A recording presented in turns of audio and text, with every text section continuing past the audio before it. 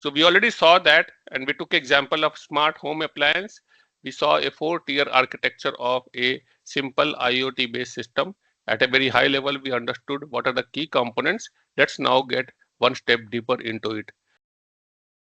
In the 4-tier architecture, we saw that tier 1 is your IoT device. IoT device is also called IoT thing. IoT thing, smart object, IoT device, they are interchangeable words. A IoT thing would typically have sensor. Sensor is the minimum which it should have. It would have a actuator, and device is something which integrates sensors actuators to the backend system. So this sensor actuator device, they can be logically clubbed into one unit which we call as IoT thing. In English, thing means object. In IoT, thing means smart object. And then you have the backend system. The thing, IoT thing, primarily collects the data, and all this data is sent to the backend system where it is processed, analyzed, decisions are taken, and then you have networking in between, which is used for the communication between devices and the devices and the backend system. And then we have the user application. We have IoT thing, this is layer 1. Then we have the backend system, layer 2. Then we have network, layer 3, and user application, layer 4. So this is the 4-tier simple architecture of a IoT system, which we already looked into. Now let's go a little deeper into it. In our example, we just took one device, but in real life, there could be many devices. There could be hundreds of devices. There could be millions of devices also in a complex system. For example, let's take example of a hospital, smart hospital.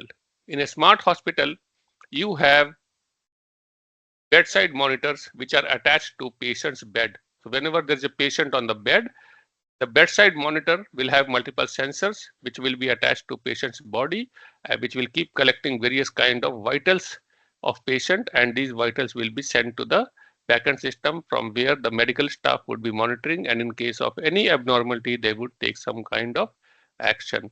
Similarly, in an inventory management system, you may have trucks in which your goods are moving across the cities, and there could be multiple trucks, there could be hundreds of trucks, right? And there would be multiple IoT devices placed in all these trucks, and all this data from so many trucks may be coming to a central data center where you will be doing processing.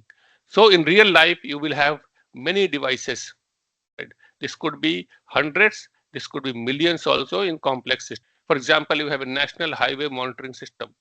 A country would have hundreds and hundreds of kilometers of highway, and you have security cameras, different kind of sensors to sense various kind of traffic movement. And if you have a centralized system sitting where you can monitor the entire traffic of the entire country, then you can imagine how many devices it would need, right?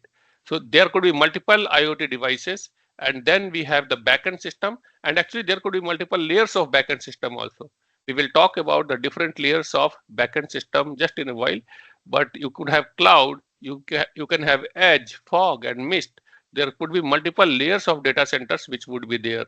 And then you have many applications. So you can have mobile application, you can have web application, you may have different other kind of application for monitoring, for reporting, for visualization, for different kind of alert notification, etc., etc.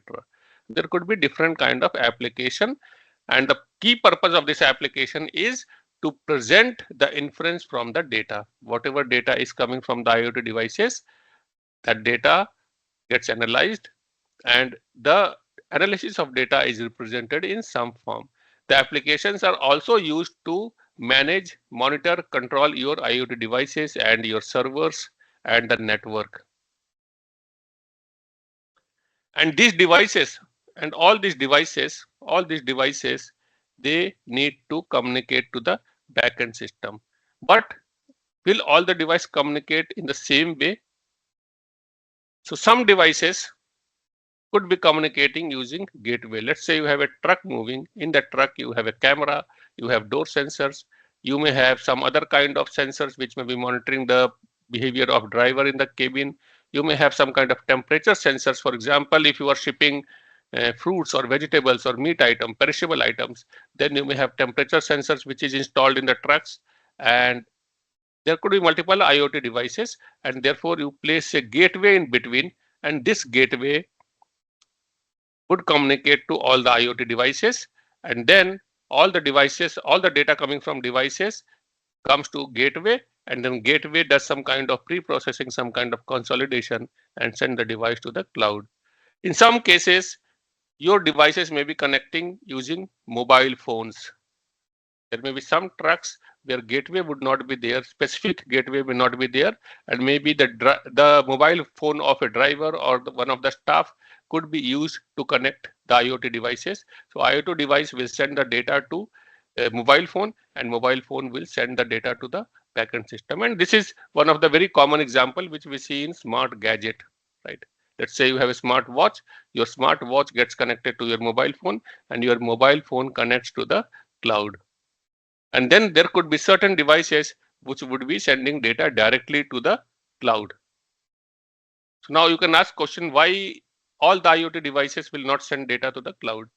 Because if you have to send data to the cloud, number one, there will be enormous amount of data, and number second, the cost of the IoT device will increase. This IoT device may not have GPRS system. This has GPRS system. All right. So the cost of this device will be higher because this has a GPRS system. The cost of these devices will be lower because this does not have a GPRS system. It can manage with gateway using Bluetooth or Wi-Fi. So in this diagram, we have just increased the complexity of the version 1 architecture diagram to one more level. This can become very, very complex, but we are going step by step. We have just increased the complexity little bit. So there could be multiple devices. These devices may be communicating to the backend system using different methods. So what are the key challenges? A IoT based system is very different from a typical client server system, and the challenges in IoT system is very different from a client server application. If you have an e-commerce application, banking application, the kind of challenges you have in those kind of application is very different from the IoT based system. So one big problem is there's no single classification. Different systems may be implementing it in different way, and there could be different kind of protocols which may be used for communication. For example, in this case, this communication is happening through Bluetooth. For example, this communication is happening through hotspot Wi-Fi, and this communication is happening through GPRS. Now, if you talk about gateway on this side, it is interacting with the devices using Bluetooth. On this side, it is interacting with the backend system using GPRS. Mobile phone, this side, it is interacting with the devices using Wi-Fi. On this side, it is interacting with the backend system using cloud. There are many variants, and it's quite a heterogeneous system. Connecting heterogeneous system is a challenge. It's not easy. In case of client server, you have a client and you have a server. The client sends a request, server sends a response, and that's it. You do not worry about what is happening in between. You simply assume that there will be good connectivity between client and client sends request and server will manage the request. But in case of IoT system, it's not like that. It's quite a hierarchical system. You may have cloud, and then you may have edge, and then further you may have devices.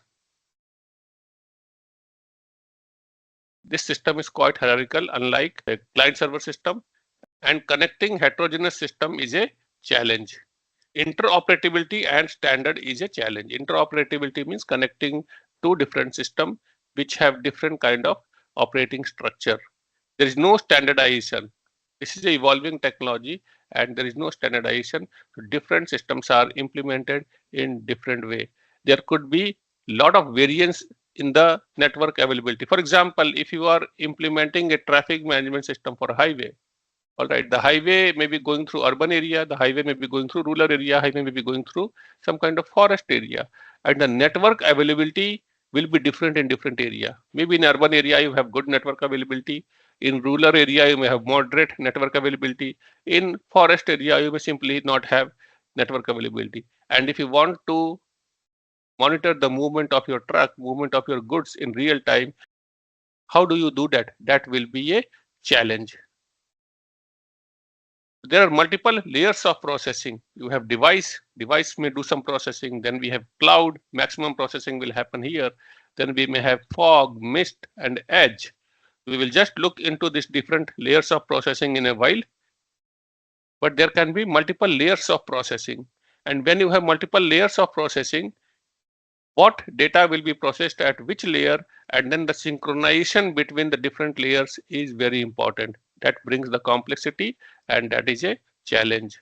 Then security and private risks could be there, both the physical security and the data security. If a IoT project which is getting implemented in wide area, the physical security of device is one question. Then this device communicates to gateway or some intermediate thing. Then this communicates to edge communicates to cloud. So there are multiple layers of communication.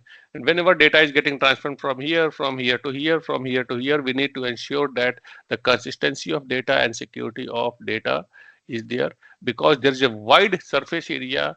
The probability of data leak, data getting stolen is also high. As compared to a client server application, this has a bigger threat. In case of client server application, you have clients and then you have a server. This server will serve to the clients. So you implement the security over here and you implement the security over here. And that's it. And majority of the security has to be here, because client will have very less or almost no processing power. But in case of IoT, you have to take care here, you have to take care here, you have to take care here, everywhere. So it's much more complex. Then the scalability and network congestion, because IoT systems can produce volumes and volumes of data. Just take example, in case of Delhi, we have Delhi Meerut Expressway, which is like 50 kilometers of expressway. And in this 50 kilometers, there are 350 cameras, security cameras, which are installed. And then, of course, there would be many more sensors. Just 50 kilometers of highway, you have 350 cameras. Just imagine Delhi Mumbai Expressway. It is 1200-kilometer highway. How many cameras would be there? Then how many sensors would be there? So if you are scaling up a system at this scale, then it is not easy. The network congestion can be there. The volume of data which is getting produced, many times you may not have a real-time visibility of what is happening. So that's why in case of IoT, there is something called LP WAN. LP stands for low power. So many times when we implement large projects, we set up a dedicated network communication for it.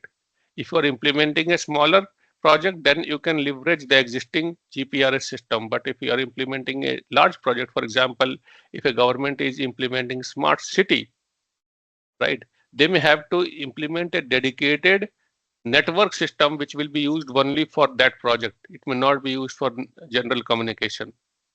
Similarly, when there are military projects which are getting implemented, they have a dedicated separate communication system. In any case, military does not use the civilian system. They have their own system because of the security reasons. IoT, number one, it is not one technology, it's range of technology. So many things are getting integrated. Second, it's heterogeneous. It's heterogeneous. There are so many variants, so many different kind of things which has to be integrated. Interoperability is a big problem. Security is a big problem. So these kind of challenges are not there in the other systems. There are challenges, of course, they have their own challenges, but IoT has a very specific challenges which needs to be taken into account while designing and implementing any such system. Power consumption and battery life, specifically if something is implemented in remote areas. Let's say if you are implementing some kind of wearable gadget for wild animals. In forest you have lion, tiger and all the wild animals, and you have some kind of wearable gadget which is placed on the wild animals to track their movement and track their different kind of activities, right? You might have seen that on Discovery Channel, right? So these devices will collect data and they have to send the data to the backend system. You cannot have power in the device. If there is a wearable gadget which is placed on a lion, you cannot go and change battery every day. Second, there is no network. Where a lion is going in the jungle, you cannot control it, right? How will it keep sending the data to the backend system if there is no network? So all these things needs to be catered. So we will talk about all those things little later, but all this kind of things needs to be catered.